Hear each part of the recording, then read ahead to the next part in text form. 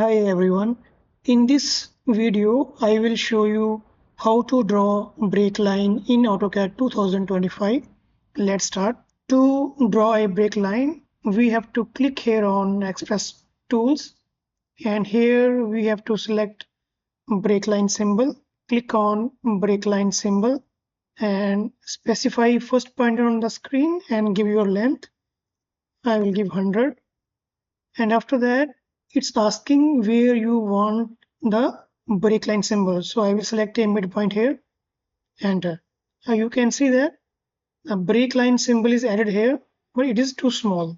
To make it large, first I will explode this line.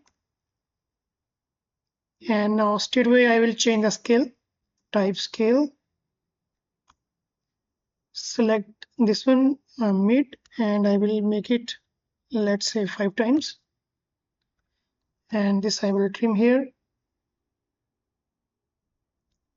And if you want to make 2 or 3, just copy from this point, make it here, and then again type trim.